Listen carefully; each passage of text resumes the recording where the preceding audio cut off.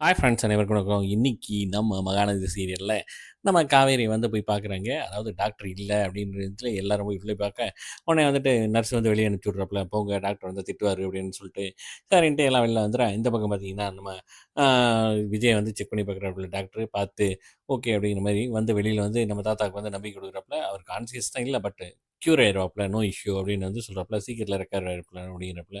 இந்த பக்கம் பாட்டி வந்து சொல்றாங்க, காவேரிட்ட இருந்து பிரிச்சுட்டு வந்ததுனால தான் வந்து குணமாயிட்டு வர்றான். மொத்த அந்த குடும்பத்துக்கே வந்து நம்ம காட்டக்கூடாது விஜய அப்படிங்கிறாப்புல. இந்த மாரி ராதாவுக்கு இன்ஃபார்ம் பண்ணுங்க. ஆனா வந்து ரெக்கவர் ஆன மாரி சொல்லாதீங்க அப்படிங்கிறாப்புல. அப்புறம் பார்த்தீங்கன்னா, இங்க ஹாஸ்பிட்டல்ல காட்டுறாங்க.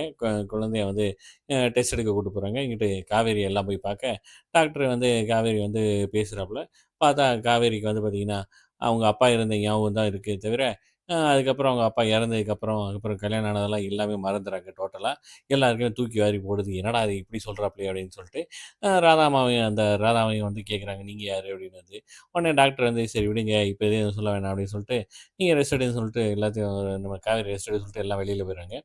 டாக்டர் வந்து நிவின கூட்டு போய் தனியா சொல்றாப்புல, "இந்த மாரி இப்போதைக்கு எதையும் அவங்ககிட்ட சொல்லாதீங்க. அவங்களுக்கு அப்புறம் இஷ்யூ வந்துரும். மென்டல்ல பிரச்சனை வந்துரும்" அப்படின்னு வந்து சொல்றாப்புல. இப்ப உடனே வந்துட்டு ராதா அவங்களுக்கு வந்து என்ன சொல்றதே தெரியாம முழிச்சுட்டு இருக்காங்க. சாரதாம்மா எல்லாருமே வந்து ஒரு யோசிச்சுட்டே உட்காந்துருக்காங்க. இது என்ன சொல்றதா? வேணாமா? கல்யாணம் நடந்ததே தெரியலையே! அப்படின்னு வந்து நம்ம நிவினும் வந்து குழப்பத்தோட வந்து எல்லாத்தையும் வந்து சொல்லியிருக்காப்ல. இது நடந்த எல்லாத்தையும் வந்து ராதா வந்து அவங்க வீட்ல சொல்ல, இதுதான் சாக்கு.